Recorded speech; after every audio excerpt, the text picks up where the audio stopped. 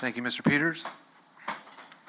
We're going to move on to A3. I'll call this meeting to order for June 22nd, 2026, Huntington County Community School Board of Trustees. And A4, roll call. Mrs. Lockmeyer.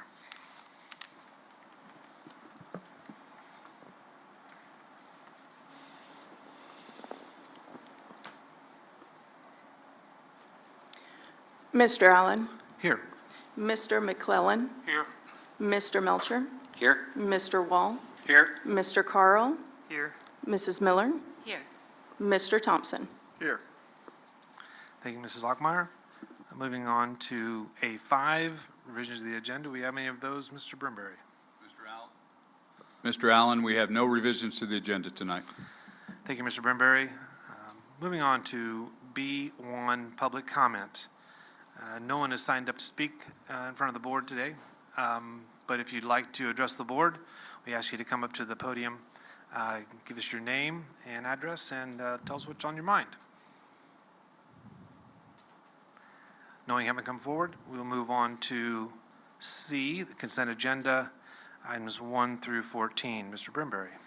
Board, for your consideration tonight, I'm thrilled with some of the items that we get to talk about tonight. It's been a very busy time this summer at HCCS. We have a lot of opportunities. We got a lot to celebrate here at the end of our board meeting as well, but I want to thank, you'll see tonight on the process. As we go through different items tonight, please know 3 of our elementary principals will be recommending tonight, and I see they're present tonight. They went through a full committee work with consisting of parents, consisting of administrators, consisting of teachers, and Ms. Brown led all of those, and thank you, Ms. Brown. It's good to see you at the head table tonight as well with our team, and she'll talk a little bit about that process, but board, after we get done with the items tonight and after the vote, as we typically would do, then we will take time to meet our new principals tonight at the podium, and then at the end of all 3 of those, we'll take time for some pictures tonight. So just to prep you a little bit on what's ahead. A few items that are on their board for your discussion tonight or for your action item. As you can typically see, field trip request. We have a few opportunities. Professional leave requests. You'll see a few on there. I know you've had time to look through those. A couple other items that are on there on the personnel report. Please know Board Docs has been a little bit of a challenge off and on. As you remember in our last meeting, it's not just in Huntington. That's been a nationwide thing, in and out. So I appreciate Mrs. Gray and Mrs. Lockmeyer tonight as we prepared both ways. New technology on Board Docs, but also the old school way with a packet of materials for us in case that went down during the meeting. I really appreciate their time and efforts on this, so we'll continue to hope that the technology holds up tonight. Also, I would tell you donations tonight. There's a few that I'd like to draw attention to, but we are just so blessed at Huntington Schools on our donations. In my 4 years back in Huntington, tens upon tens of thousands of dollars are donated to our schools and our kids and our staff, and it's just such a blessing that I want to take time to recognize. But I want to thank the parent organization at Salamone who's fundraised the Salamone reps to be used $7,700 for the purchase of water filling stations in the building. I see Riverview Middle School is on there, Huntington North receiving things, the Learning Center, and our special services as well. Salamone has multiple, and I'll just say, although we don't draw attention to each one, we do recognize them. We do communicate outwardly with a thank you from central office as well. But thank you for your kindness and your generosity towards our kids in schools. A few other things that are on there. If you remember our work session, our cardiac emergency response plans, those are all on the consent agenda. If you remember, we highlighted a few of them at our work session. Great job by Mrs. Rainey and our team to do that. And you also see Meridian Health Services on there and MOU. That is at no cost. Recommendation of Meg Friesen and Mr. Peters on that to make sure that our kids have another access to that. So I appreciate their work on this. With that being said, anxious to get to our personnel report and to get to meet our new leaders. And Mr. Allen, that is your consent agenda. Thank you, Mr. Brimberry. I'll entertain a motion, reference this consent agenda. Make a motion to approve the consent agenda as presented. Thank you, Mr. Wall. Is there a second? Second. Thank you, Mr. McClellan. Would anyone like to pull anything from the consent agenda? I'd like to pull the assistant principal for review. Thank you, Mr. Carl. Mr. Carl requests to pull the assistant principal for Riverview School from the consent agenda. Are there anything else we'd like to pull? And that would be a separate vote on that item? Correct. We will have a separate vote Thank and you. discussion on that. Mr. Allen, I'd like to pull items 8 and 10. C8 and C10. Thank you, Mr. Thompson. We'll pull C8 and C10. We will vote on those separately, so, and we'll handle that accordingly with discussion before. I will entertain a revised motion. Oh, yeah, any questions or comments? Reference the consent agenda.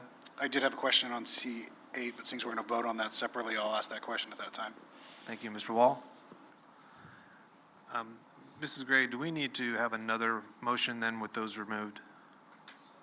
Okay, I'll entertain a motion that, How about I modify my current motion that's on the floor to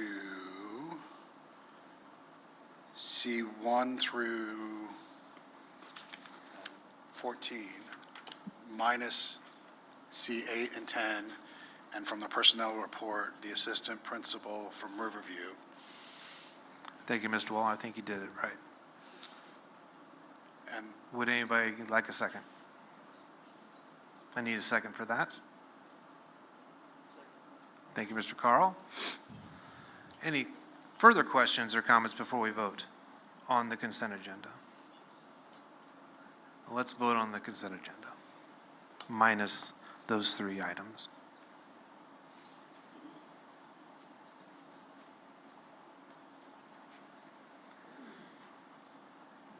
And thank you, Tanya, for your patience.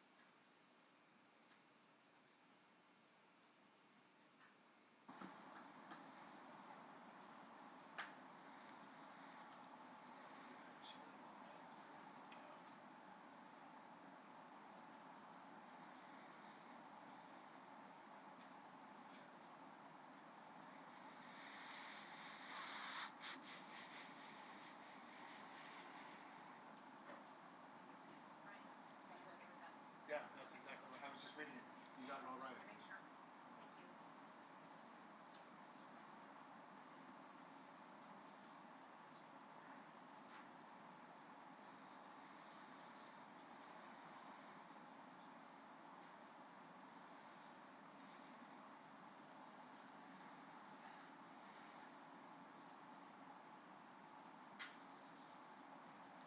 Let's take care of the 3 items.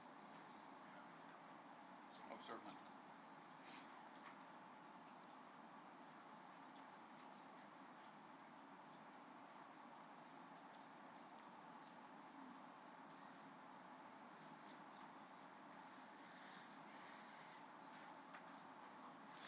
That motion passes 7-0. We will stick with the consent agenda. We'll move to C8, additional teacher and paraprofessionals request, and I'll entertain a motion reference that. Make a motion to approve the additional teacher and paraprofessional request as presented. Second. Thank you, Mr. Wall.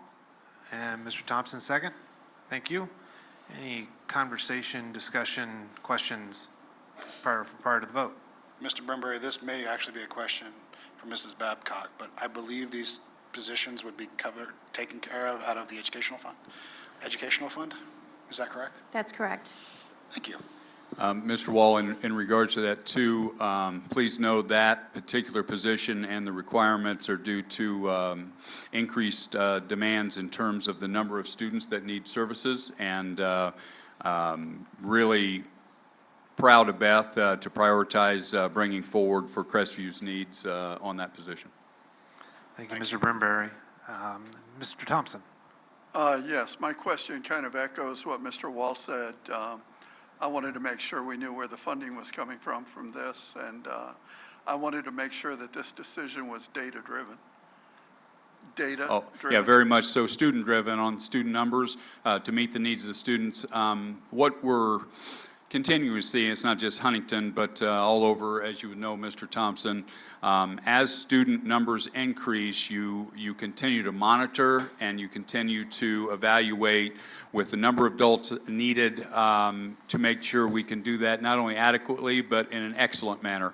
And so of all the needs in the district, as we've been very, very good stewards of our money for a lot of years here, I will tell you the needs in special services in that particular beat have outgrown the number of adults capable of doing it effectively. And so Beth, husband, and Rachel both agree, I know the funding is there, that this is a top one priority for the district. Thank you, Mr. Thompson. Thank you, Mr. Brimberry. Any further questions or discussion before we vote? From a discussion standpoint, I know we've talked about special education a while. You've mentioned their numbers are high. At a future work session at some point, I would love Yes. Beth to come and just kind of tell us Yes. the state of special ed in Huntington County at some point. Yeah, that is a super good idea, Ryan. Not only do you end the year thinking you know the numbers and the funding, but then you start the year, and that's somewhat different as this board has been a veteran board. And Gary, you've been here an awful long time, but I would say I think I would definitely bring forward Beth and her team just to go through the special education services, numbers, needs, and programming. I think that'd be great for our community as well. Because I think even the vernacular has changed, because essential skills wasn't always called essential skills, was it not? Yeah, that would be your highest need, and I just would tell you, I visit different levels of special education weekly. I know the board knows that, but I couldn't be more proud of the services offered at Huntington Schools for our kids, and we evaluate closely when the number of students' needs, can they be met in a manner that's a standard of Huntington, and I will tell you this position's important for that to be accomplished. Thank you, Mr. Brimberry. Anything further before we vote? Then let's vote on C8.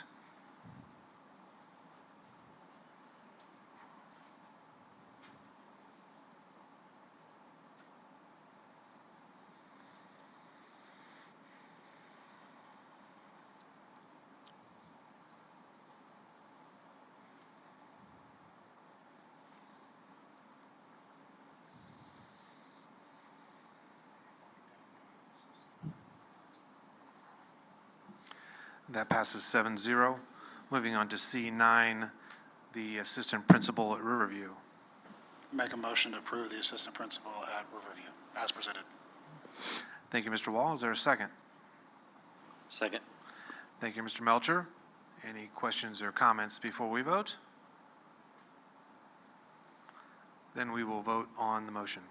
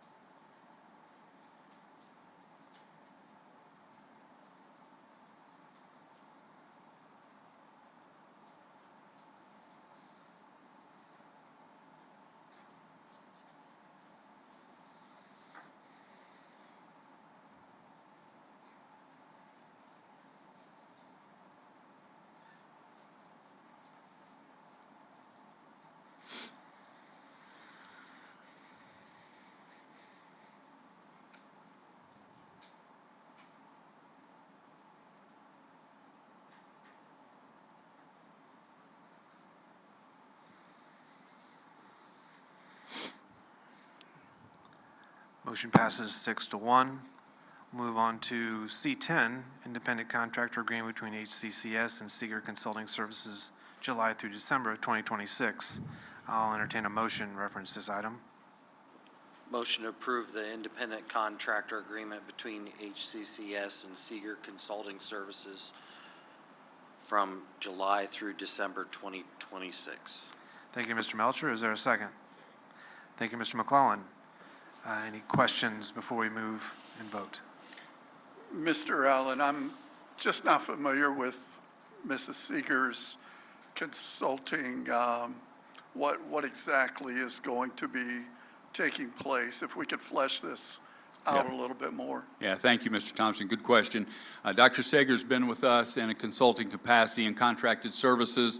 The particular agreement that you're looking for is in regards to her work with our new director of HR. This particular contract was worked through with Mrs. Babcock, and I appreciate your work with Dr. Sager on this. And you notice it is through December, which for this board, we've done an annual one in the past.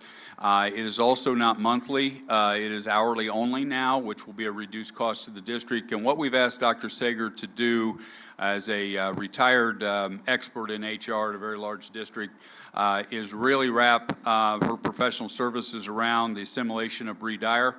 I really feel strongly in terms of the ability for us to make sure that the HR position is not only, I guess I would say, making sure all the assimilation necessary to be successful at that job is occurring, and I know Dr. Sager has already begun those and doing a wonderful job. I know Mrs. Babcock is going to do that, and I know Mr. Hanson will be doing that along with me. I will tell you I'm also interested, and a board member or two has told me if there's other coursework that needs to be considered on certifications, not just through IASBO, but maybe others, that we bring that back to the board for consideration, maybe at a work session in the future. But Dr. Sager will be working with HR to assimilate Bree and surrounding her with success on systems and protocols of HR. Thank you, Mr. Brimbury, and thank you, Mrs. Sager. You mentioned this, but I think it's good to call it out separately. This contract, as a base, is less than the last contract. Yes, very much so. We are slowly weaning ourselves off the contract. Thank you. Our goal, and I talked to Dr. Sager personally, and first of all, she loves Huntington, appreciates the ability to work here, but also is vested here. She knows when Mrs. Dyer is ready to take off that her services will not be needed. She's very appreciative of the opportunity, but I also know that the reason it's reduced to hourly only is, I would just say Bree is a very quick learner, and we didn't think a monthly would be needed. And I appreciate Michelle talking, so it'll be as needed, when needed, and when it's no longer needed, even if it's before December, we would bring that back to you to informationally. Thank you. Good questions. Thank you, Mr. Thompson. Thank you, Mr. Brimbury. Anything further before we vote? Hearing none, we'll vote on C10.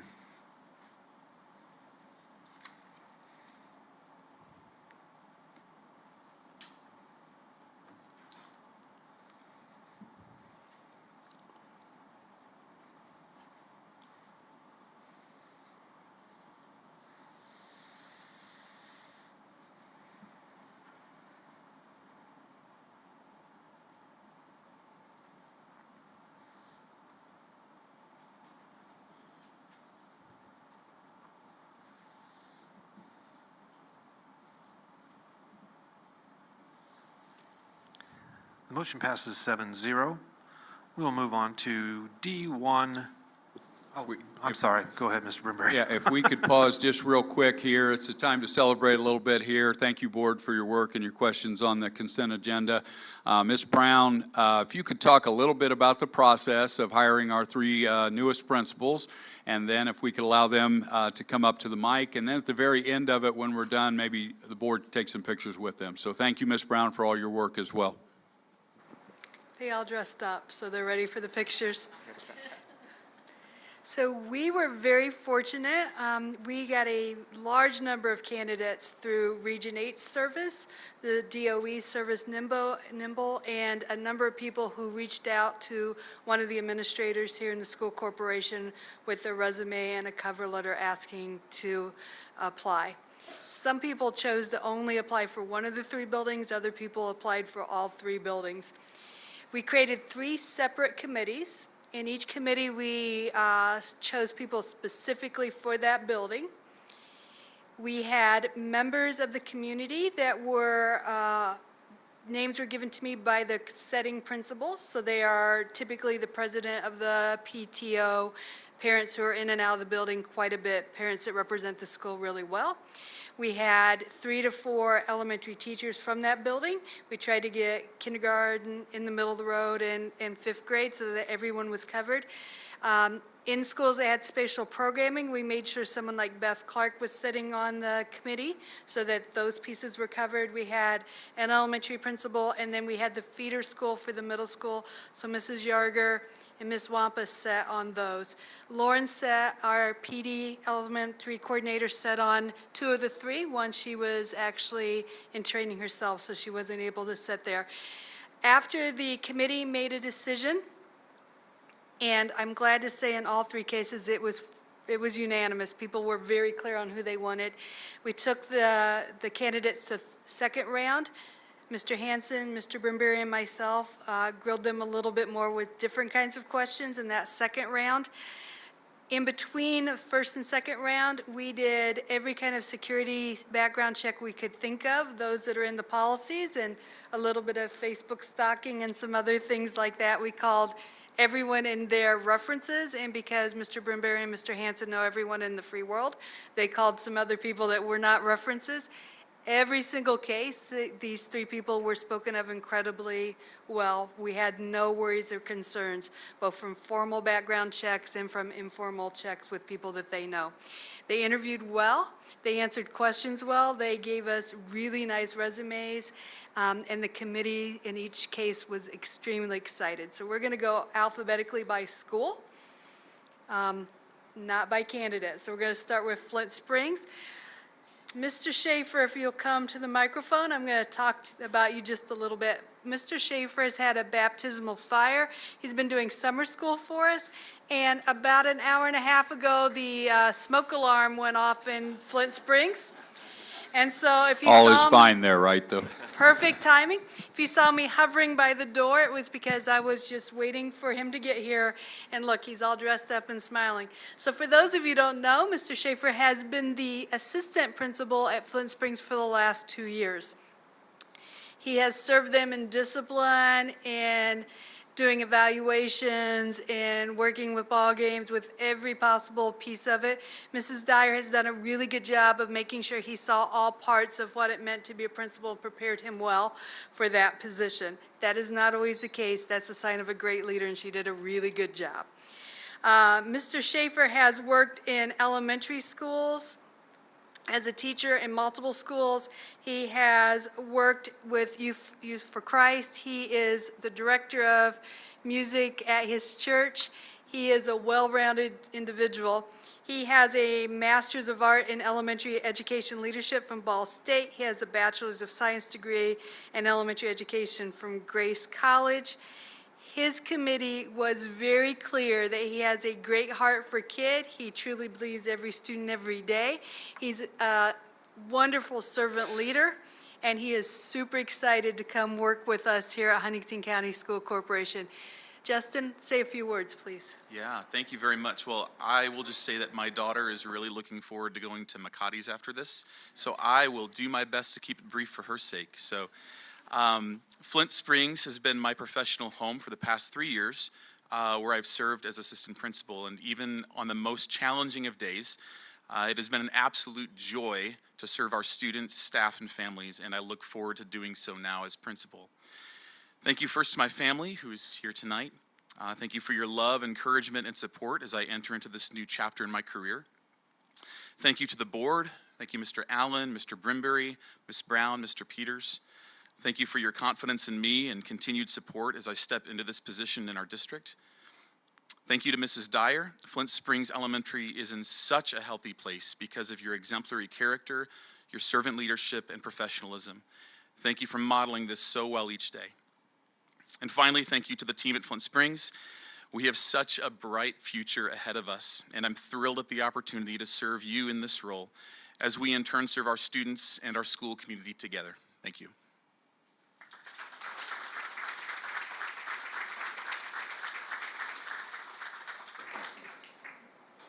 Reminder, she has to stay around and get her picture taken before she goes to McCarty's, all right? Don't let her go yet. Mr. Zach Baker for Roanoke Elementary.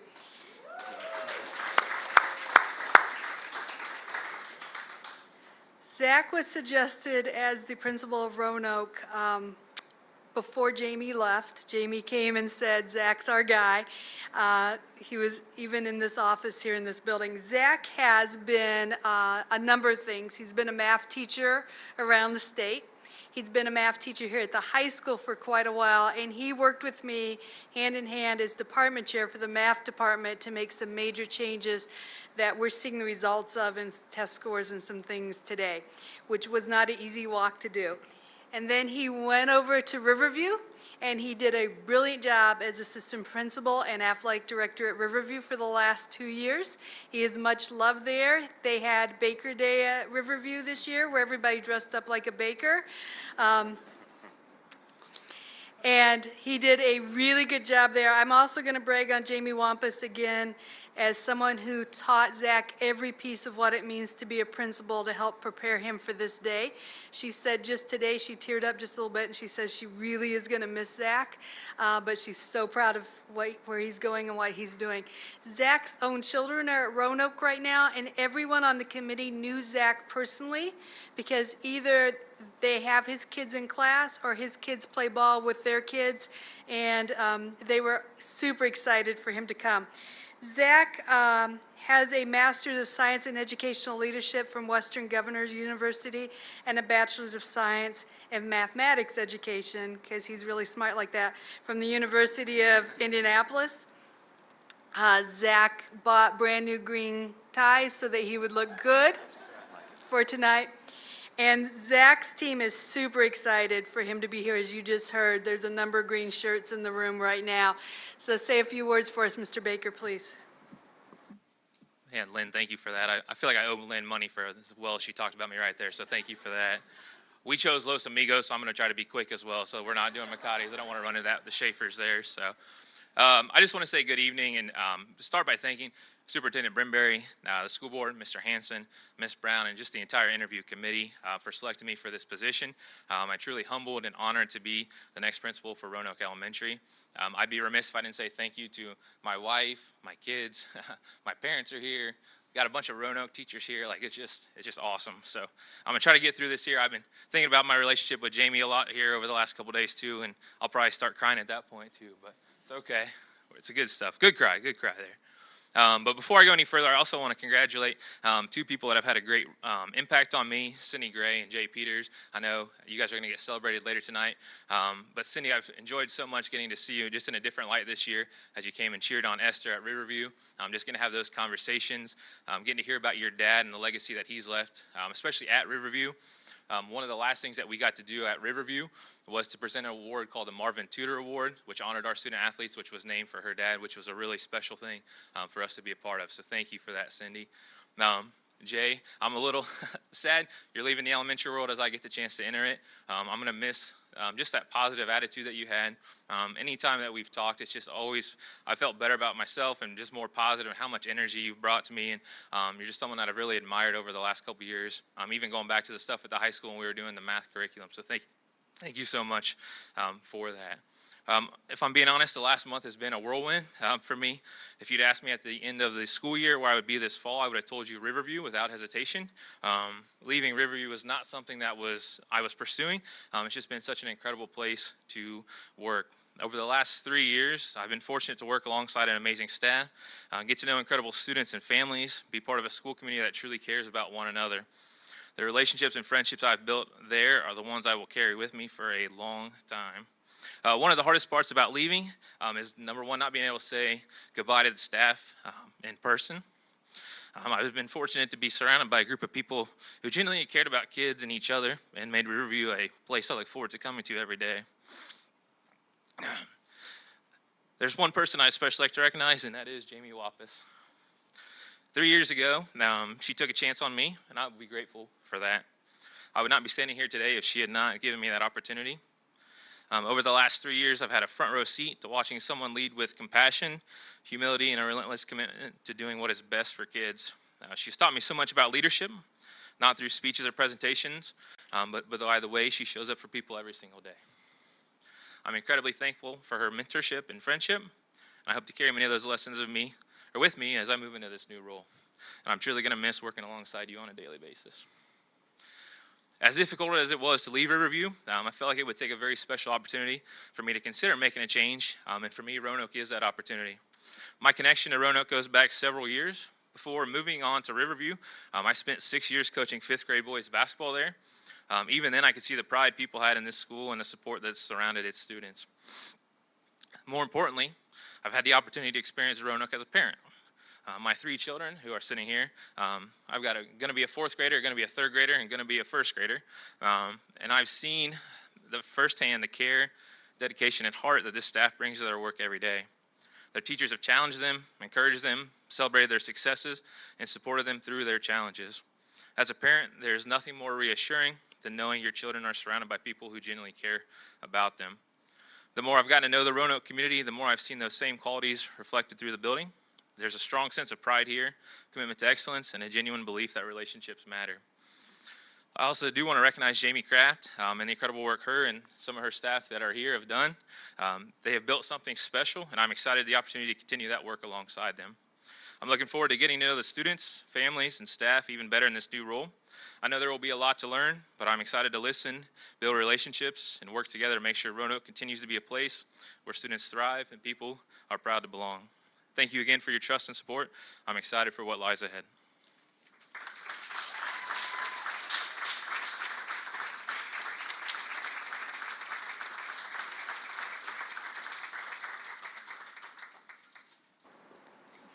And now Miss Jody Clark for Salamone.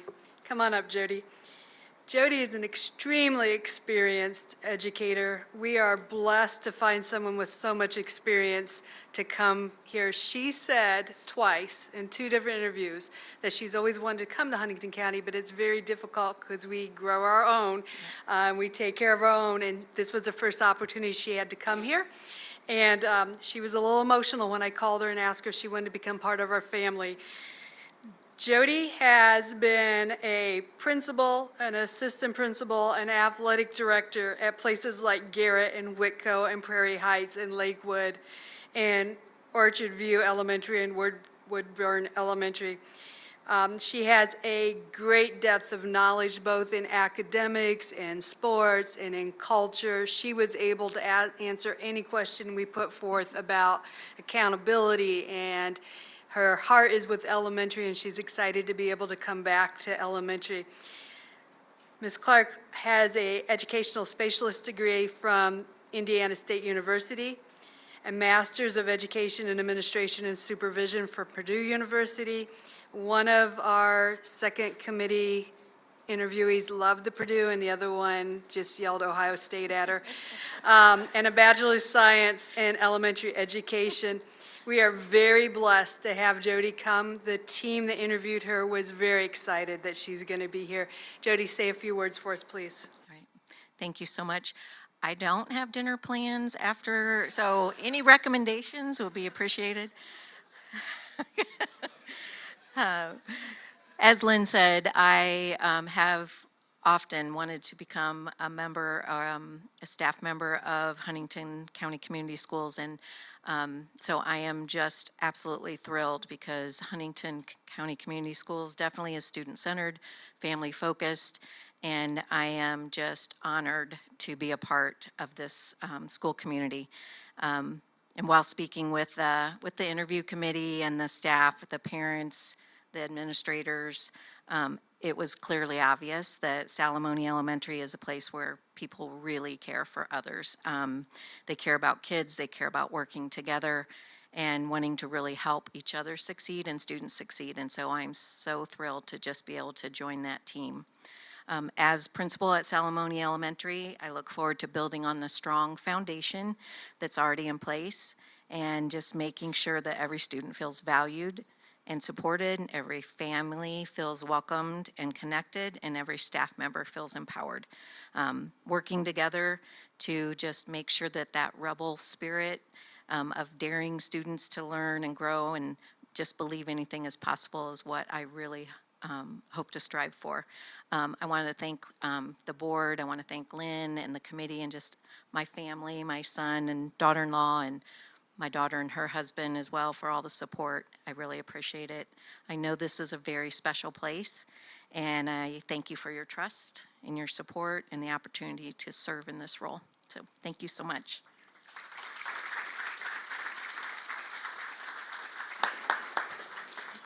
At this time, Mr. Allen, board, and maybe Ms. Brown, if you mind taking a picture. I think we'll start with Justin Schafer and his family. If you guys could come forward there, and we'll get pictures. After that, Mr. Baker, and then after that, Ms. Clark.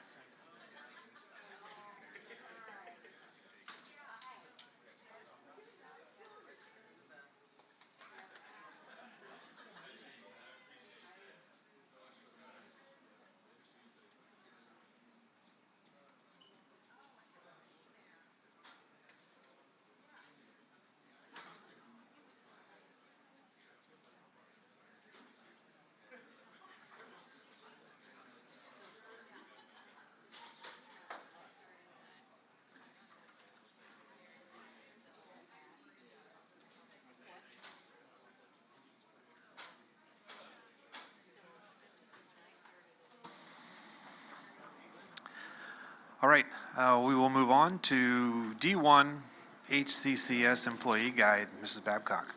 Yes, hello. With your, the employee guide, and thank you to Dr. Sager for working on this and getting it up to date. As we were going through all the handbooks, we realized there was one more out there that we needed to update. And so with you is the first reading for this particular one for the employee guide. And you'll see that we're just updating it according to the other handbooks as well. And then the, of course, the names and stuff like that, just updating those. There's a couple things on page, let me get there, I had it marked. Identifying on page 10 and 11 where the classified employees, the benefit piece of it, making sure we are matching that up and have it consistent across all handbooks. And then also with administrators' insurance, starting on July 1, making sure that that was clear as it was not specified in previous agreements or handbooks. And so we wanted to make sure that was laid out there for us to clearly follow moving forward. And so this is just the first reading, so if you see anything that stands out to you, please notify me or Dr. Sager or anyone, and we can get it corrected for the second reading for next month. Thank you, Mrs. Babcock. Any questions or comments prior to moving on? Hearing none, we'll move on to D2, Classified Employee Handbook 2026-2027. This will be a second reading, I think. Yes, so this was presented last month for you for the first reading. We did make one modification to this, and this is on page 9, where it was stating where we're switching to the July 1 date for new hires and AOD. We wanted to make sure that this was clearly defined because it was a little complicated and confusing. We wanted to make sure it was clear. So we did add a line on there, or made it updated with newly hired full-time, a classified employee after successfully completing their 45-day introductory period will earn up to 5 vacation days prorated based on the time that they were hired as of July 1. Then that following July, they will receive their 10. So we just wanted to point that out. That is the only revision. And so with that, then at this point, I would request approval of the Classified Employee Handbook for the 26-27. Thank you, Mrs. Babcock. I'll entertain a motion to reference this agenda item. Motion to approve the classified employee handbook for 26-27 as presented. Thank you, Mr. Melcher. Is there a second? Second. Thank you, Mr. McClellan. Any questions or comments prior to us voting? Hearing none, let's vote on that motion.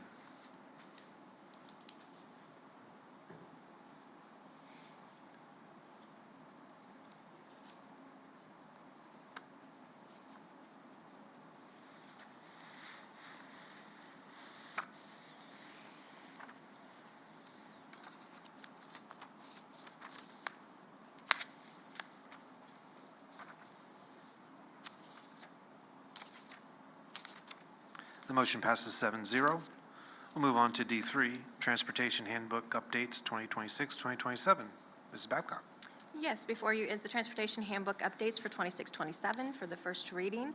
And Vanessa, I believe, is here, yes, to assist me with any of this. There was not a lot of changes in this handbook. We wanted to make sure that we took a look at it and review it and make sure we have everything up to date moving forward. There were a couple revisions with the pay associated with that raise that we just had. And then also we had for the substitutes that they're coming in on step 1. So we wanted to clarify that, that they just come in at step 1 on the scale. And Vanessa, would you like to add anything? No, not for that part of it. So we good? Okay.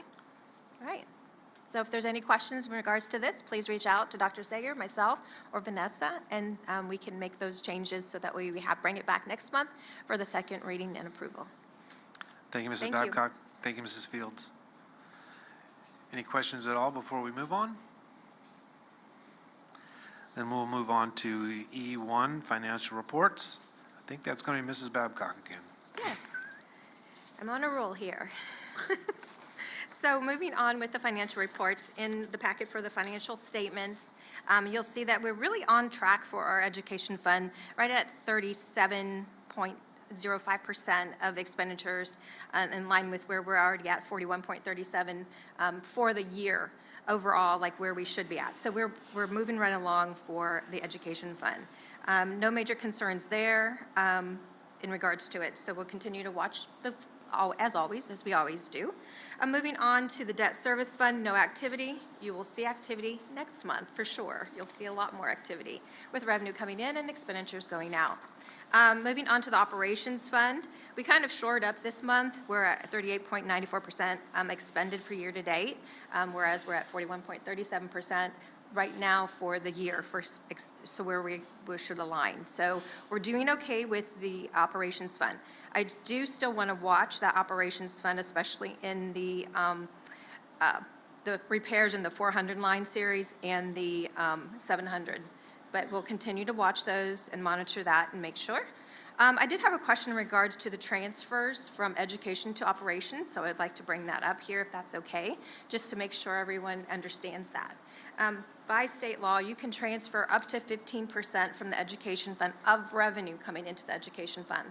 So that's not just your basic grant money, it's all of the funds that come into the education fund. You can transfer up to 15% to the operations fund. And the reason that we have that now out there for us to be able to do that transfer is back in 2019, I believe it was, I believe that was 19, yes. 19, they shifted the funds. It used to be general fund, it would be transportation fund, it had all these different funds. They switched them and moved them to the education fund and the operations fund. Along with that, they said some of these funds that were spent generally out of the general fund can now have to be spent out of the operations fund, such as board members, central office, custodians, those sort of items, then all shifted over to the operations fund, which, as you know, is property tax based and has a MLGQ like cap at 4% typically. In most general years, 4%. So therefore, you can't really grow. So they allowed then for some of those expenditures to be transferred from the education fund to the operations fund, creating a shell game. So I wanted to explain that to you. So I'm sorry I went a little bit there. I get a little passionate about this stuff. Then moving on to the rainy day fund, there is no activity there, which is good. We want to keep that in our reserves for when we really have a rainy day. And it's not raining. Well, it may be outside, it's not in here. Moving on to the comparison reports, you'll see for the education fund that we're at 12 million for our cash balance, which is still really healthy for the education fund. And then moving on to the operations fund, it is really low right now, but that is typical compared to our actual spending that we've had. And then we'll be receiving our property tax money this month. In fact, we've already received it. So next month will look a lot different, and it'll be a lot easier to breathe as we go through these. So that is it for the financial reports. Are there any questions? Make a motion to approve the May 2026 financial reports as presented. Thank you, Mr. Wall. Is there a second? Second. Thank you, Ms. McClellan. Mr. Wall, do you have any questions? I do. How did you know? I just want to get the motion on the floor so I could ask him. You answered this, but I want to do it in public as well. The funds that you cover are not the only funds that we have in the school corporation that we cover. And one of those reports that we get that we don't always talk about in the public is our all funds report. During this all funds report, I just happened to notice let me pull it out exactly so I have it right. 3270. Yeah, exactly. The school safety fund that was in a negative, and it had been a negative for a while. You answered that, but could you explain what that fund is and why it's been a negative and what we're looking at? Sure. It's a reimbursable grant. It's our safety grant. And so with that particular one is like more done on a quarterly basis. It has been submitted, Tyler submitted it, and we should be closing that out in June. But that is the only one that is done on a quarterly basis, and the others are all done, which I prefer to do on a monthly basis or sometimes bi-monthly basis for reimbursement. Then, and I think I heard you say this, but I just want to clarify, we have received our tax draw from the county? Yes, we have. Cool. And we also applied for the supplemental homestead reallocation. And so I have instructed Alex and Tyler to adjust it to account for that, meaning that some of the money then is going to shift from debt service to operations fund. Cool. And then just as a reminder, you mentioned the 15% transfer. Just as a reminder for the board, we do a resolution that authorizes that during budget time. So that is something that we discuss every year. And I'm assuming, although Mrs. Smith, who's sitting in the audience today, I'm assuming that you'll be doing that same sort of resolution again at budget time? Yes, I will. Cool, thank you. Absolutely. That is all the questions I have. Thank you, Mr. Wall. Anyone else have a question or comment? Hearing none, we will vote on the motion on the financial reports.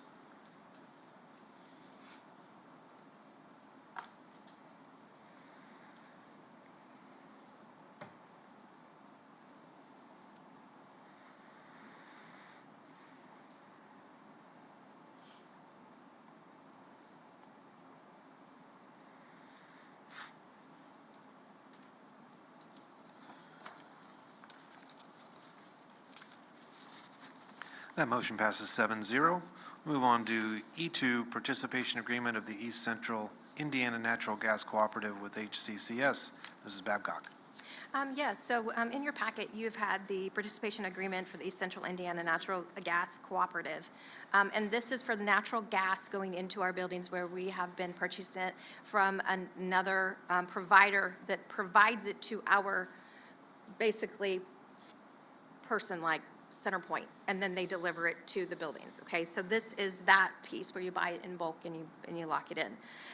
With this agreement, if you could see on that last page, it will have the approximately $90,000 savings a year for us. That was one of our large expenses this year. That was a surprise when I saw it come through, and I was like, oh my goodness, we need to look into this because it's quite expensive. And so that is why I'm asking if we can go to this co-op and save money for the district. And this is just to join this group. Thank you, Mrs. Babcock. I'll entertain a motion, reference this item. Recommend approval of the participation agreement for the East Central Indiana Natural Gas Cooperative as presented. Thank you, Mr. Wall. Is there a second? Second. Thank you, Mrs. Miller. Any questions or comments prior to us voting? So, Mrs. Babcock, I appreciate you tremendously for finding this. I think this all started in January when I think probably in February when I asked, what was that large expenditure out of operations, and we tracked it down. So I appreciate you running that to ground and finding then an alternative, so hopefully we don't have those large unsurprised bills in February again. But when I was reading through this document and doing that, I sent you a lot of questions, and I thank you, appreciate those, and hope the board got some answers back. I think it's good to note that this is like step one, because we will have an additional agreement that we have to approve as part of this process with the actual provider. Is that correct?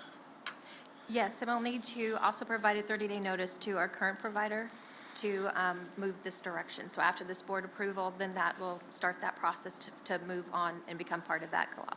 So, again, thank you for everyone and you and your department for running this down and finding a better cost-effective solution for Huntington County Community Schools.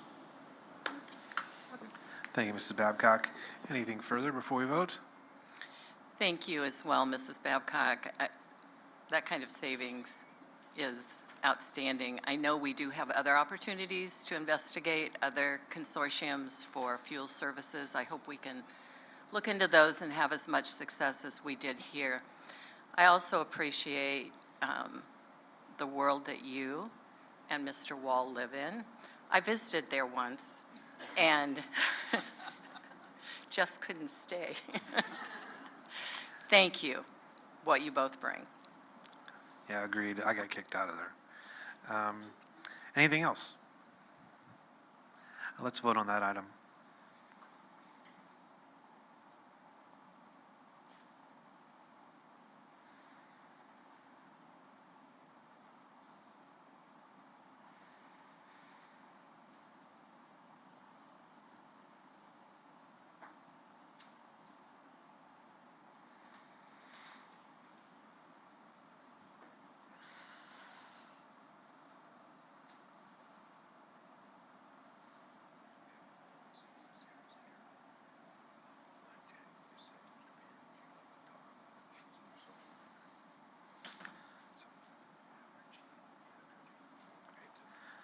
Motion passes 7-0.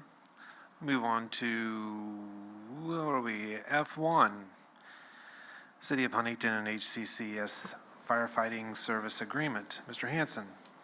Yeah, this is an annual agreement. thankful we have it, learning these agreements here as we go, but this is for Flint Springs and Lincoln, sit outside our city limits. City and the Public Works Board of Safety have graciously provided this agreement for $1 annually to supplement the firefighting, medical assistant, rescue, and hazardous materials support for those two schools. So not sure how long we have done this, but I knew this is a renewal that we would be very thankful for the partnership, like I said, with the city to offer these services for us. So, Thank you, Mr. Hanson. I'll entertain a motion, reference this request. I recommend the approval of the agreement between the City of Huntington and Huntington County Community Schools for firefighting service to Flint Springs and to Lincoln Elementaries. Thank you, Mrs. Miller. Is there a second? Thank you, Mr. McClellan. Any questions or comments?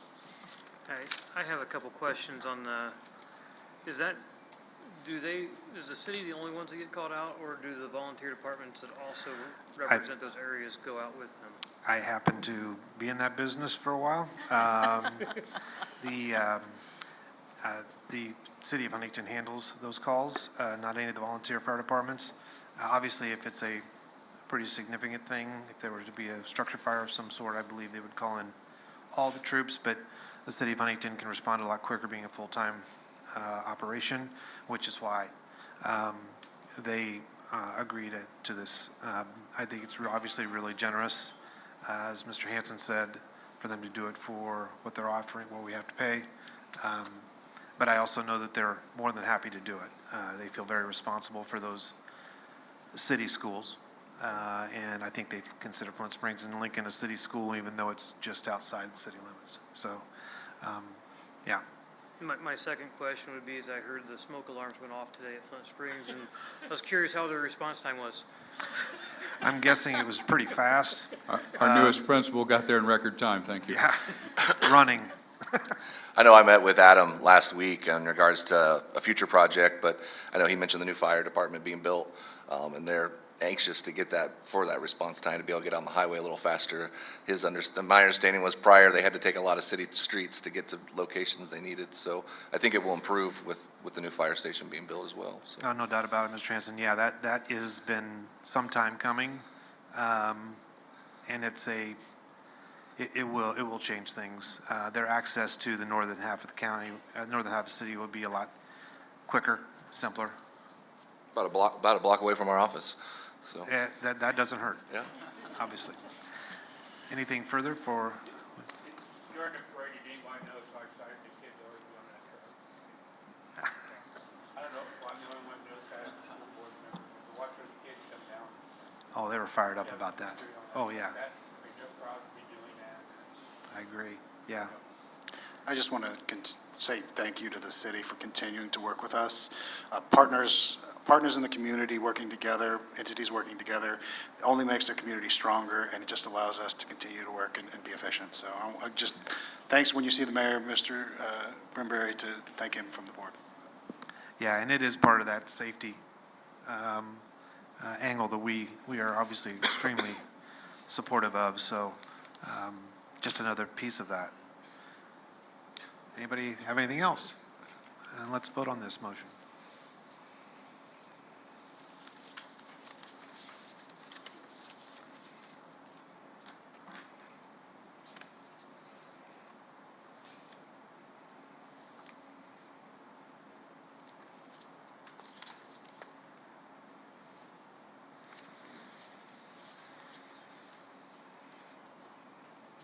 Motion passes 7-0. Moving on to G1, personal communication devices updates. Mr. Hanson. Yeah, I think my mic's still on here.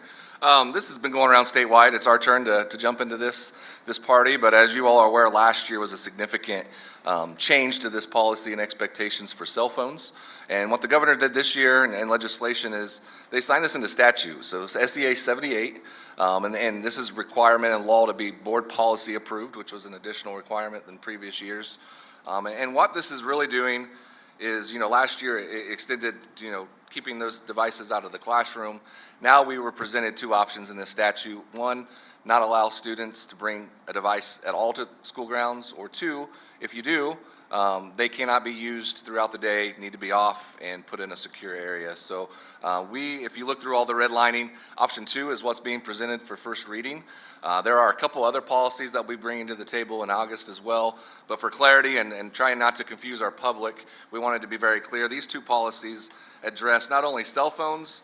I think the other difference you'll see is the wording PCD, personal communication device, and the best way to describe or explain that is any device that has the ability to use a cellular signal to communicate. So that will be a big change. Smartwatches, smart glasses, those are available now for the community to purchase. And so that'll be the biggest difference. And the middle high school, or the high school is using lockers as that secure area. So that'll be the expectation that our administration will enforce is when the devices come to school, they'll need to be locked in the locker all day. And this comes into really practice of what we're already doing K through 8. And so the handbook changes will reflect that. That's also part of this statute. Some of the other things that you'll see coming our way, and I don't want to go into too much detail because it's not part of these two policies, but how do we guarantee or how do we provide to make sure that students aren't using our school-provided devices for non-educational purposes? That's something you'll see come our way. Just that filtering and all of those other device management expectations, and then you'll see some policies on AI. It's a very ever-changing world. Our AI policy right now, I think, reads about 3 sentences. As we looked at the new packet, it's probably 30 pages. So that's something that'll come our way as well. But first reading, take a look at this. Neola, I know you're familiar with this. Red lines out, anything that we do not choose, that we do not want. The green is what will be updated wording for our policy. But we're basically saying any personal communication device can be used before and after school for extracurriculars. They can bring them on the bus to get there, but when they get to the school, they need to be locked in the locker. Consequences, those things stay the same handbook-wise with what we already had in place, so not necessarily any changes there. And so take a look at it. We'll bring it back next month, answer any questions. And I guess the boat we sit in is we are one of the nearly 300 districts statewide that are doing the exact same thing. So really our biggest option was, do we allow them at all, or do we allow them to bring them, but they need to be turned off and in a locker all day? So that's where we're at. Thank you, Mr. Hanson. As he said, this is a first reading. I encourage the board to read through that pretty thoroughly and note any questions you may have because this is going to be pretty dramatic, I think, for everybody, at least for a few hours after we get started in the fall. And I've already started the conversation with Kenny. I know this is one of our building administration priorities is making sure we clearly communicate these expectations ahead of time, taking advantage of all of our resources with Parent Square, media, newsletters. Like I said, if you aren't aware of these changes based on legislation this spring, it was hard not to know this was going on, but it will be the expectation as we start the school year. So. Yeah, absolutely. I think it's big news, and it's going to continue to be news until we get a few months into the school year. So thank you, Mr. Hanson. We're going to move on. Oh, I think Mr. Brimberry. Mr. Peters, I apologize that we didn't get this in a little bit earlier, but I'd like you to talk a little bit about our new social worker. Maybe you could touch base on that process, but also this outstanding addition to our district. Absolutely. Thank you, Mr. Brimberry. Beth Husband, Beth is here. She's in the back there. Had a great committee, interviewing committee, that we had some great applicants, and what an honor and a privilege for me to introduce to you and the district our new HCCS social worker, Sarah Kemp. And Sarah's here in the audience. Thank you for being here, Sarah. Sarah has spent the last 3 years as our executive director for United Way of Huntington County. And I've had the privilege for the last 3 years to work with Sarah on the United Way board, and I've seen her in action. Truly excited because Sarah is no stranger to our community, to all the agencies that she has worked with that she'll bring to the district, and just a wealth of skill and expertise. And so, Sarah, we're excited to have you as our new social worker for Huntington County Community School Corporation. Welcome. And nice Sarah, if you don't mind coming on up to the microphone, we'd love to hear from you a little bit. Thank you for being here tonight.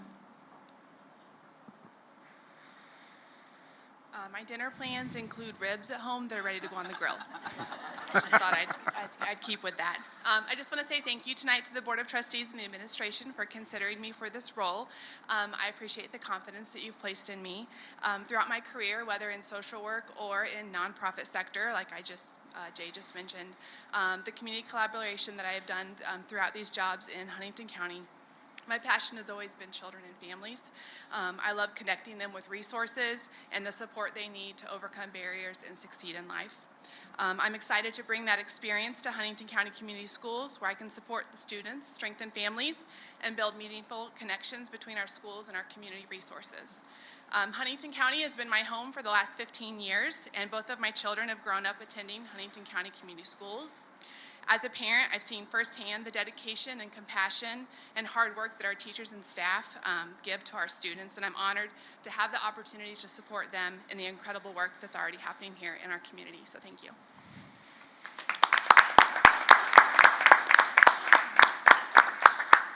Thank you, Mr. Peters.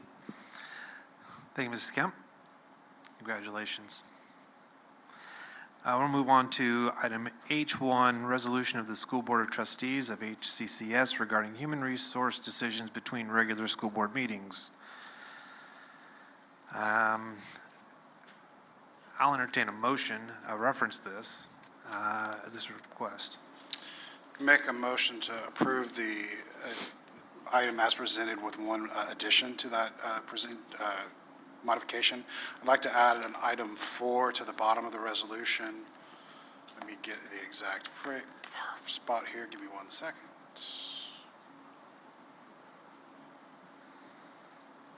Under,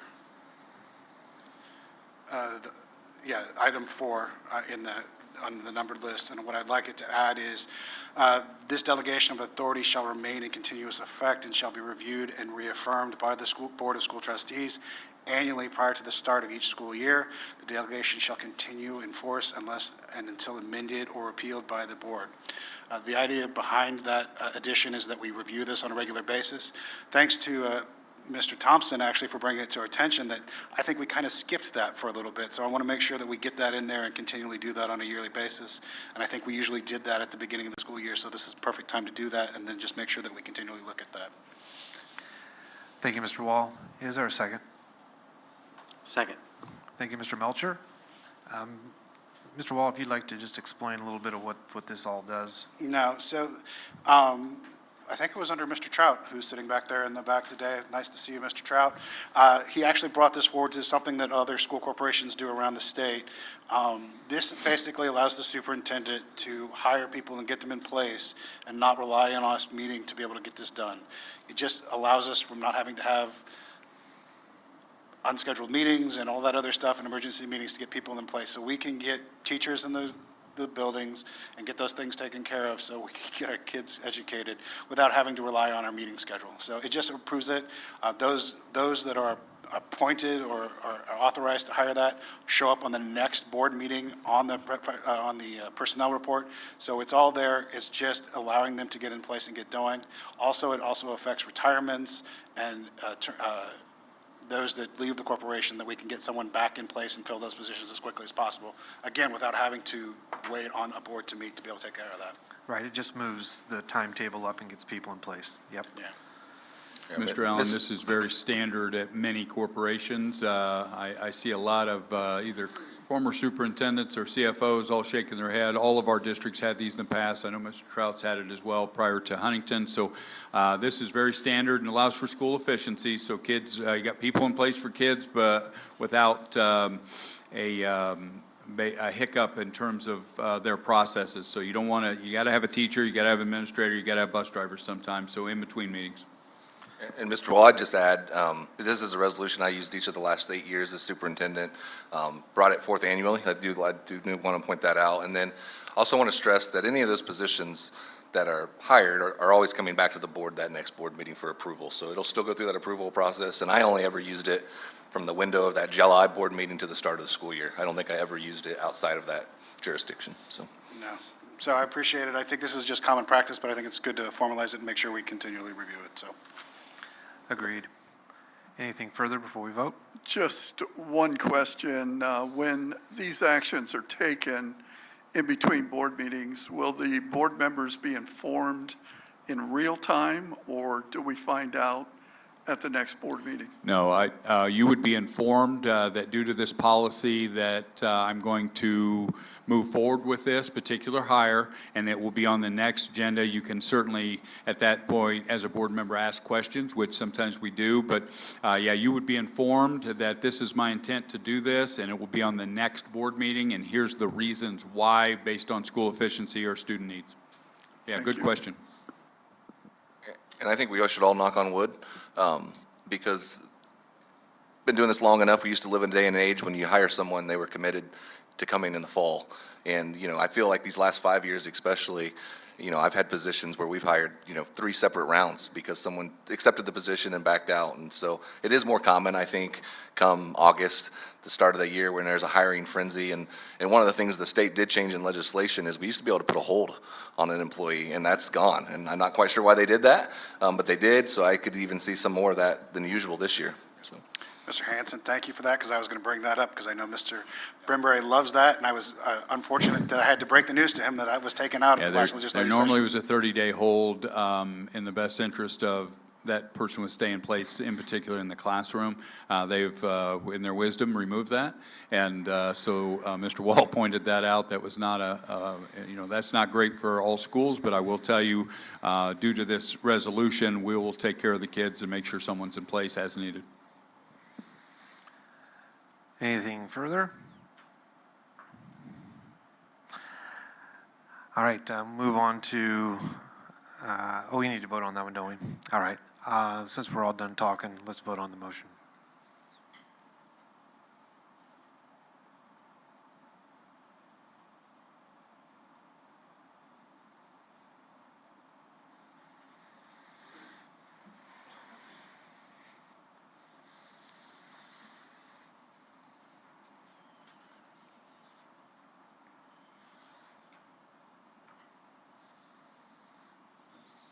That motion passes 7-0.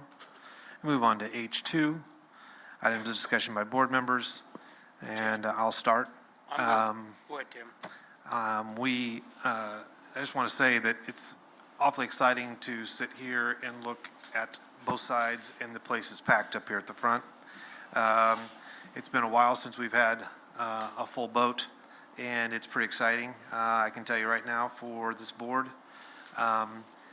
And so, saying that, we need to kick somebody out of here. Looks like Mr. Peters is up first. So, Jay, we're just going to kind of open it up right here for people to say really cool stuff about you. Mr. Peters, I'm going to begin. First of all, I want to thank Mr. Melcher and our board. Months ago, Jay and Cindy, they reached out when they found out you two thought you were going to, be able to retire. And that, I don't know how that slid through Jay and Cindy, but it got through the vote. But they reached out, and I know Matt kind of organized it, but our board chipped in to some different leaders that maybe you've impacted. And I say you've impacted Jay and Cindy, but we'll start with Jay. Several people reached out. I'm going to read one, and I'm not going to read it all, Jay, because I'll never get through it. And I told Mr. Trout when he made me stand up in front of people, that it's not going to happen twice to Chuck Brimberry. So I'm going to read this one from 2 superintendents ago, Chad Doherty, who reached out. And says, members of the board, colleagues, family, friends, and honored guests, tonight is my privilege to recognize and celebrate an extraordinary educator, mentor, leader, and friend. Jay Peters, as retires with incredible 46 years of service to public education. It's difficult to measure the impact of someone like Jay because his influence extends far beyond the buildings, far beyond the programs, initiative, or even the thousands of students whose lives he's touched in different corporations, primarily Huntington, but Fort Wayne as well. Jay's legacy is found in people. It's found in the students he's championed, the families he's supported, the teachers he's encouraged, and the leaders he's developed, including him. At the heart of everything Mr. Peters does is a simple belief that every child matters. He saw every child as if it was his own. It became his mission to ensure that every student was seen, valued, and given an opportunity to succeed. His creed, Their kids are our kids. It was not just something he said, it was something he lived every single day. Now, Jay, I'm going to never get through all of it, but I'm going to forward you some, but I'm going to finish with the words. They're so heartfelt from Chad on the impact you had while he was here, and he was in Huntington 25 years, and I know he hired you as Director of Elementary Ed. Most importantly, thank you for 46 years of putting children first, Mr. Peters. You faithfully cared for the children, the families, and our community. Here we go. It's time for you to focus on your own flock, Mr. Peters. Carlene, Hannah, Tannen, your grandchildren, your father, the rest of your family who've shared you with all of us for so many years. Your impact will continue to be felt through the students whose lives you've changed, the educators you've inspired, and the leaders you've mentored. On behalf of everyone whose life you've touched, including my own, thank you for your service. Congratulations on a remarkable career, a well-earned retirement, and a legacy that endures generations. With gratitude and respect, my friend, Chad Doherty. I got through 2 paragraphs out of 8, and that's as good as it's going to get, Jay. I'll forward you the rest. Before I'm going to let the rest of them go, I'm going to say one thing, Jay. You said early in my career, me, John, and you were in a meeting, and you had just spoken to your PD team and some principals, and you challenged them and said, have we made a difference? You said, and I hope, you know, when we get up in the morning, what is our legacy? And I'm going to tell you, my friend, the legacy of Huntington schools reflects Jay Peters. It's every student every day. It truly mattered. You made a difference, and thank you for your work. Thank you, Mr. Brimberry. Anybody else? Jay, it's been a pleasure being on the board, having you help out with that. I know I had fun reminiscing with you a little bit last Friday when we were down listening to the jazz band perform down in the Rotary. You mentioned it's going to take you a few months to get out of that schedule. I hope it doesn't. But as another fellow retiree once said, Gary Mast, keep that phone close because every now and then we do turn around and need a little help. So we're going to put you on a list. Gary's on that list. He knows it well. You can talk to him about how it works. But it's been a pleasure working with you. It's been a pleasure. And as everyone says, you know, you are the embodiment of every child every day. So keep it up, and you will be missed. Thank you, Mr. Wall. So I really think, Jay, you should write a book or somebody write a book for you, because I can only imagine the stories that you could tell just in that 46 years of just changes in education, changes the way, I mean, to go from, I was spanked by Mr. Tudor, so, you know, you can't do that anymore. So, you know, just the way the world has changed so much to, you know, now technology's superior and we're banning cell phones. And when I was in high school, you know, you couldn't chew bubble gum. You know, that was the big thing. And, you know, just all the things that you've experienced. But I had one leader write this, and I'm going to read it real quick as I can. Since your first day returning to Huntington, we have worked through the first experience of synchronous learning, the uncertainty of COVID, continual changes with the Department of Education, and countless challenges none of us could have predicted. Through it all, there was always Jay, with your pen in hand and often pretending the pen was a cigar, leading with steadiness, vision, and humor. You have guided us through situations that could have never been anticipated, while remaining focused on what mattered most, every student, every day. During your leadership, the team changed every 3 years. Your colleagues in your leadership changed every 3 years. Education itself seemed to change every 3 years, yet your commitment to students, staff, and community never wavered. I have hundreds of emails saved in a folder simply labeled J. On October 7th, 2019, you referred to me as your duly appointed deputy. For the life of me, I can't remember the inside joke behind that title, but I think I will resurrect it and maybe add it to my resume. The very first email I saved dated July 12th, 2019 simply said, "You rock. You are amazing." There are hundreds more filled with the same spirit of encouragement, gratitude, and belief in others. During your first roadshow in the fall of 2019, where you introduced yourself to the buildings across the district, you asked questions that has stayed with me for ever since. Have we invested our lives in those that will outlive us? You have continued to ask some version of that question throughout the years, often in rooms full of educators who need to remember the importance of their work. What stands out the most is that you always notice people. You sent me an email once complimenting the behavior of Huntington North student athletes during Huntington University's Integrity Day, not inauguration, sorry. You took the time to notice our students at their best. You have sent countless emails about positive conversations you had with parents who spoke highly of a teacher. You sent messages expressing pride in our teachers as they collaborated on curriculum, solved problems together, and worked tirelessly on behalf of students. Again and again, your words reflected encouragement and appreciation. I count it a privilege and honor to serve you. I appreciate your leadership and guidance. Thank you for your hard work. You have the ability and opportunity to change lives and inspire others. Great. Thank you for taking care of us. Looking forward to seeing you. The words woven through your emails like threads in tapestry are simple but powerful. Thank you, caring, work, appreciate, inspire, and happy. I would like to share 2 quotes from your emails, one from an early email and one from just a few weeks ago. You have the ability and opportunity to change lives and inspire others. It's okay to fail. It's okay to struggle. It's okay to go through times. If you don't go through those, you probably aren't trying to accomplish anything that matters. The work you have done over more than 4 decades has mattered to countless people. Your kindness, encouragement, and leadership have changed lives, mine included. Thank you does not feel like enough.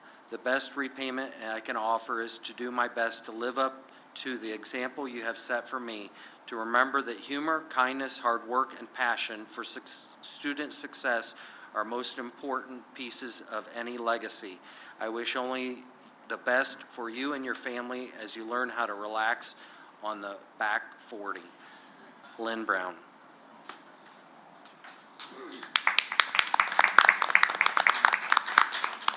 Who's next? Mr. McClellan.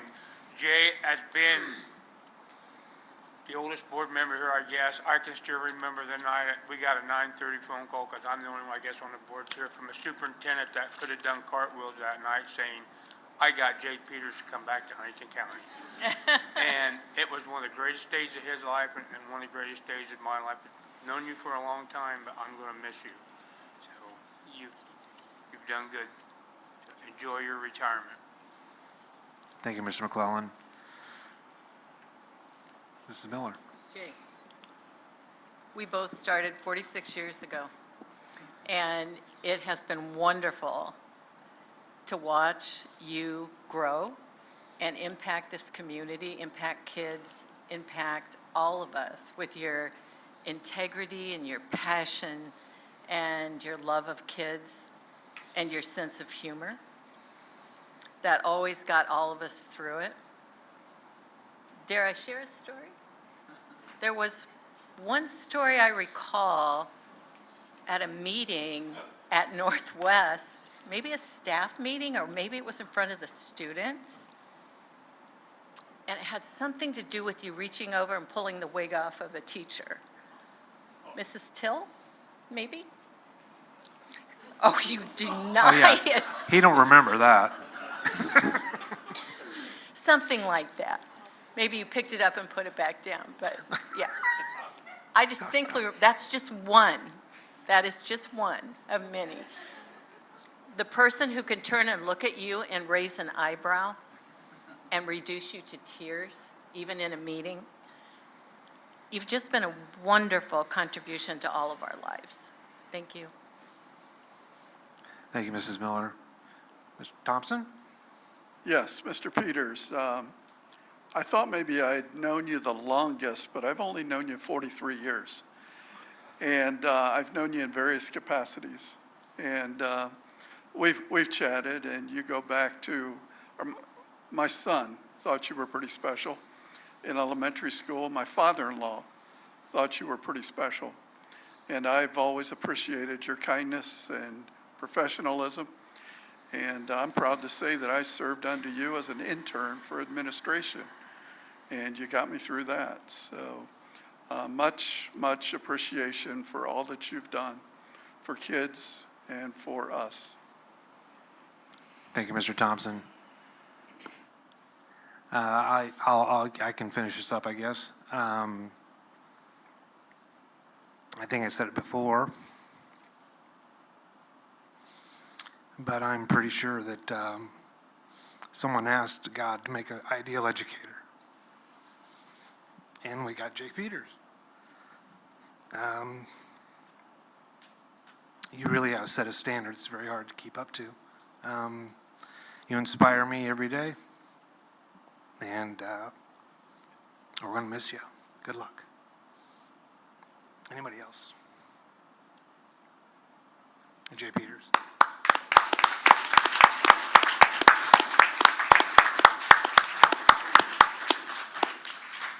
Well, if that wasn't bad enough, I'll let Chuck start with Cindy. All right, Mrs. Gray, you had 8 superintendents. That gets you first at, there's no ticket higher than what you've, done for this district. I'm going to say this. I've known a few of those superintendents very well. They're close friends of mine. The first statements out of their mouth when I was considering putting in for this was they mentioned how important you were in their career. It's not a bad thing to say about Huntington. There's nothing. They're all challenging jobs, but Huntington's a great school district. Everybody knows that. The first words out of John's, first words out of Chad's, first words out of a few others that you and I both are friends with, was how important you were to their career. And I'm going to tell you on behalf of your Director of Secondary Ed, your interim superintendent, and your current superintendent, you're the ultimate professional. You make others better. You represent Huntington schools first class every time. Not some of the time, every time. The past 8 months have been a tad busy in Huntington, but you've seen this before. I know you have. You've been a lot of different positions here before, because when I said, hey, I might need a little expertise here, yeah, I did that under this superintendent. Hey, I might need a little expertise. We don't have this now. Hey, it's the last man standing around here. Cindy, I got this. I did this before. You have been the ultimate professional. And what I would tell you is I'm eccentric as anybody to work with, and I appreciate you, my friend, at the highest level of my career. So thank you for all you've done. Thank you, Mr. Brimberry. Cindy, Anyone? this is going to be hard. I'm going to try not to cry, but we battled here to get, try not to give your age away, but we battled here in graduation, knowing you and your husband my whole life. Since I've been on this board, you've had to deal with me for 14 years. God love you. Oh, John, by the way, this is my new, she passed me off tonight. But Cindy, I'm going to miss you. I don't know of anybody that's done their job better than you have, or know their job better than you have. And in 14 years I've sat in this seat, you've had to answer to every question I think we've ever had as a board.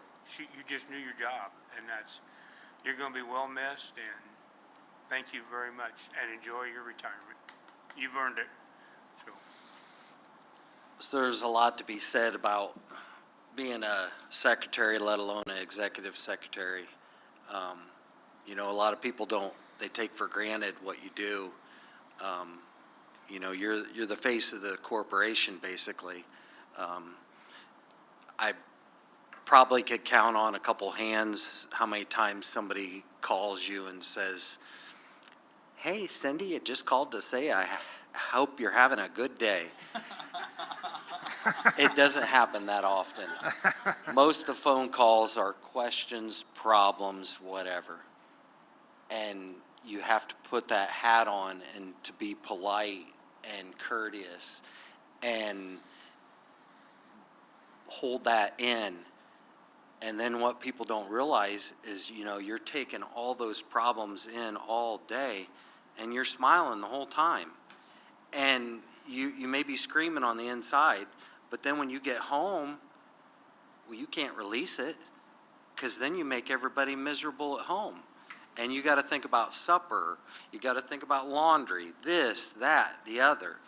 And to do that for as long as you have, and to always come with the same professionalism, it's something to be proud of. So it's an art, and you know. But I reached out to some former superintendents, and I'm going to start out with the first one, and then Mr. Allen's going to do the next one, and then I'll go again. So this one starts out, when I was hired as Assistant Superintendent for Instruction in 2004, I heard about how great my secretary was going to be at ISC. Then on the first day I walked into ISC and I met Cindy Gray, who was in the process of packing up her desk to become the new Executive Secretary for Superintendent Bill Kirby. Things have a way of working out, though. When I moved to the superintendent's chair in 2005, Cindy was already a year into being an outstanding executive secretary. I had the great fortune of working with Cindy over the next 9.5 years. Cindy can roll with the punches. When we closed Horace Mann School, we packed up and moved ASC to the Horace Mann building. Later, she packed up Horace Mann and moved to Salamone. More recently, she packed up Salamone office and moved it to the current location on US 24. When we did not have an HR specialist for a period of time, she doubled up and did both roles for several months. Her dedication to the job is unparalleled. In my time since HCCS, I have trained a few executive secretaries. When they ask how to do something, you know who the model was? Cindy Gray. There is none better. She has been an excellent employee over her career and an even better person. Cindy is one of the kindest, caring, hardworking, organized, and compassionate people I know, and I'm proud to say that I know her. Cindy would not say a bad word about anybody. She cares about her family, her role in the school district, and all the people she has served so well over the years. She has a strong sense of fairness and duty that continues to benefit the people around her. I am grateful that I had the opportunity to work alongside her and wish her and her family the very best in her retirement. Dr. Tracy Schafer, HCCS Superintendent, 2005 to 2014. Thank you, Mr. Melcher. I'll share what Mr. Doherty has sent to Mr. Melcher, and kudos to Mr. Melcher. When we knew this was coming, he reached out to all of these people that, in particular the superintendents you've worked for, to get some thoughts from them. I can tell you, I think almost every one of them wish they could come tonight, because you're pretty important to them. So, Mr. Doherty said, there are people who pass through a district, then there are those who quietly become part of its foundation. Cindy, you've been that steady presence for so many of us. When I think about your career, it's not just the work you accomplished, but the moments, big and small, that tell the true story. I'm also not going to read the whole thing because, Doherty goes on and on. Board documents were not just paperwork to you. They were a reflection of excellence. You checked things 2 or 3 times, especially your pet peeve, spelling mistakes. First class was the only standard you accepted. It's no surprise you became an expert in board docs and even trained others. You didn't just do the job, you elevated it. School messenger was truly your jam. You made sure every message was just right, and your patience, especially with Mr. Doherty, never wavered. Even if it took 6 takes, you stayed right there, making sure it was done correctly. That patience, that commitment to getting things right defined so much of your work. And when things didn't go as planned, as they often don't, you were at your best. Last-minute items, forgotten details, food for a meeting. Somehow, Cindy came through. It wasn't luck. It was your reliability and your willingness to step in whenever needed. But beyond the work, it's your character that stands out the most. You're professional and loyal in every sense of the word. You never spoke a bad word about anyone, and you had a way of calming even the most difficult situations. You could talk a parent off a ledge with grace and understanding, something that can't be taught. Your caring nature showed up in the most genuine ways, whether it was having candy ready each morning for your granddaughter Esther, only to find you had gained a whole group of new regulars, and thoughtfully picking out National Parks poster because you knew it would mean something to me. You made people feel seen and valued. Thank you for always adding value to those you served. I can say with a complete honesty that I would not have made it through COVID or a referendum in such a short time without you. And your impact on me didn't just start there. You were a constant source of support as I moved from teacher to assistant principal to assistant superintendent and ultimately superintendent. HCCSC has been incredibly blessed to have someone so caring, professional, kind, positive, and hardworking serving this community.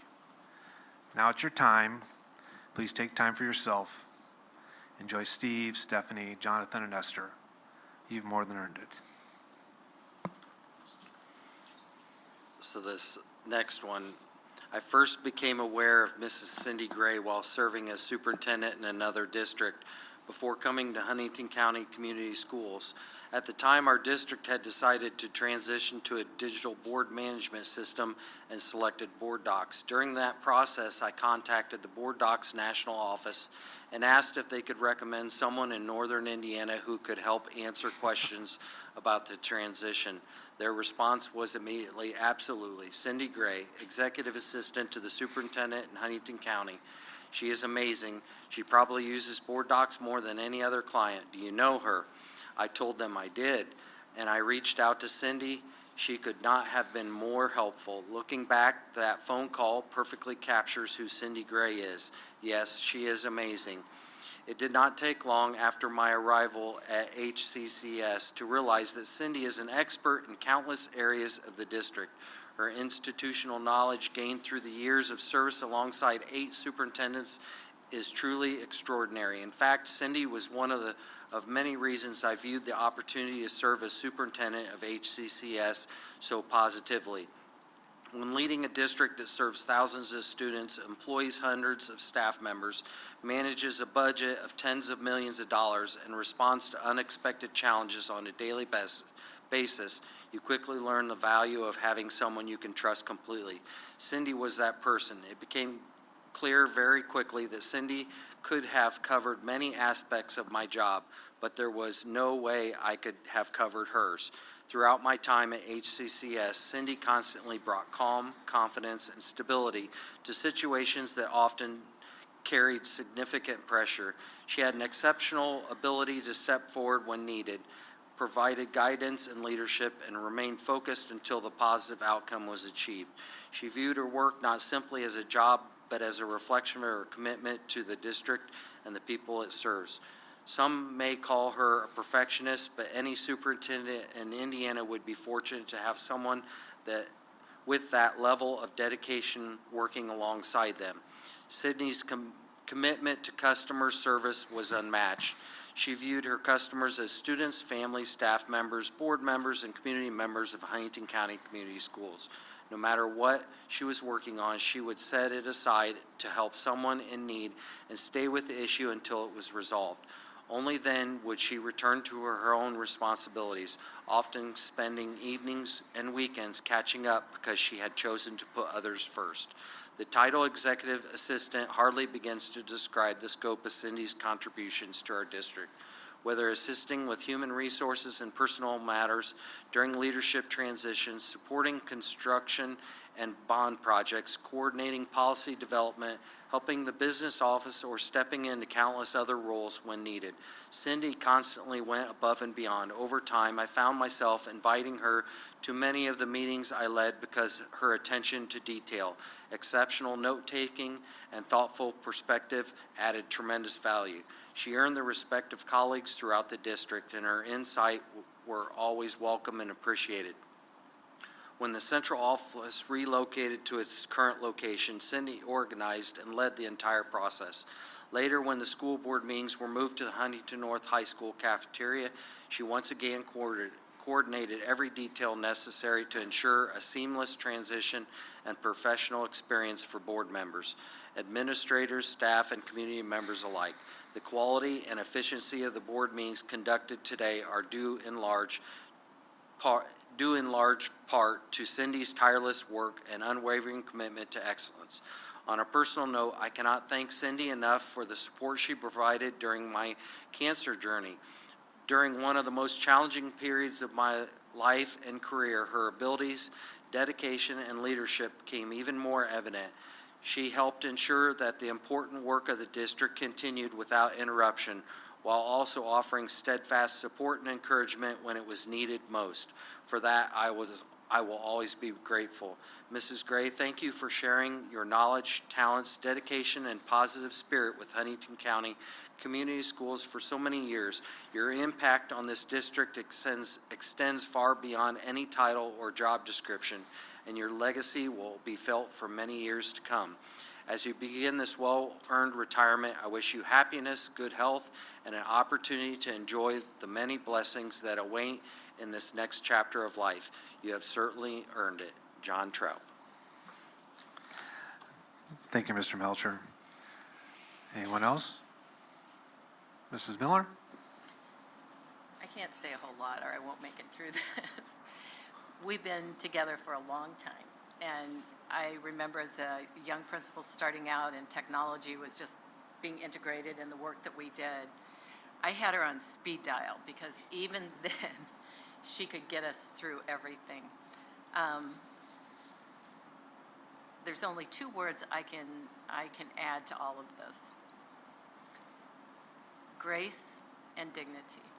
And you conducted everything you did with everyone you dealt with in every situation with grace and dignity. We are going to miss you like crazy. Thank you. Thank you, Mrs. Miller. Mr. Wall? Cindy, known you for a long time. First, probably when I was sitting in the back at ASC in my famous chair when I was watching school board members, board meetings for a long time. Then was the network engineer here at the school corporation, and now as a board member.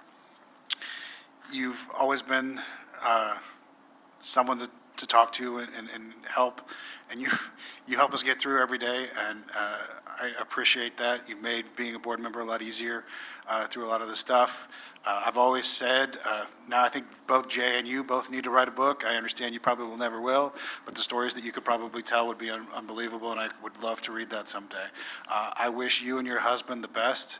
I know you won't look forward to traveling and seeing with the grandkids, but I thank you for all of the time that you've given this community and the schools, and you've made us better. So thank you. Thank you, Mr. Wall. Any other board members? Mr. Wiley?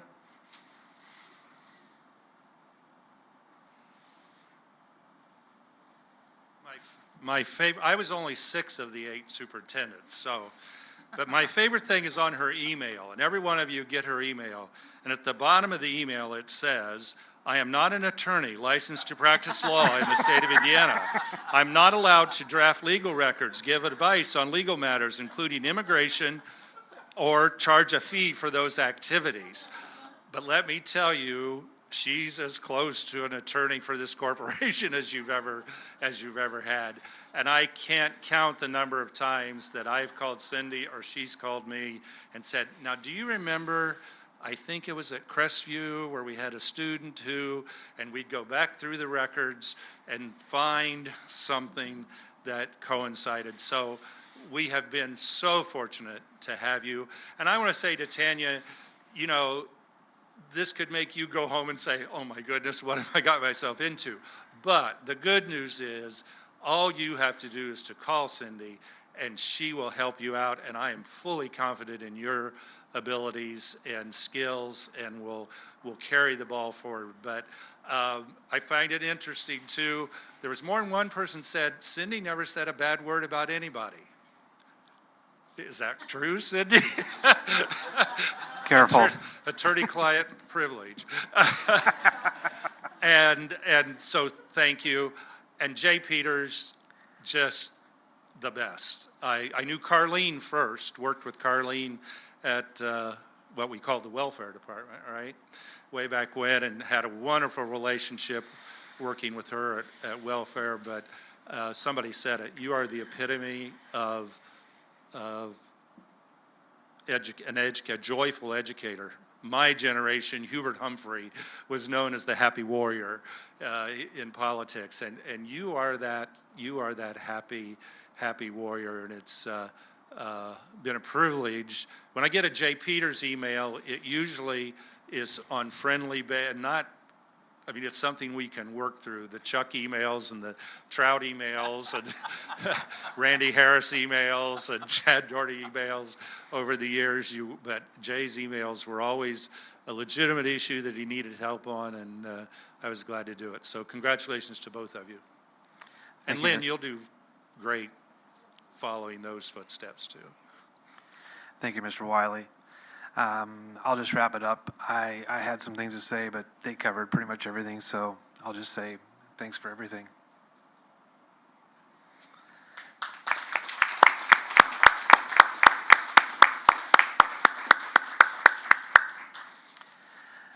All right, we'll move on to I, closing items, and I'll take a motion to adjourn. So moved.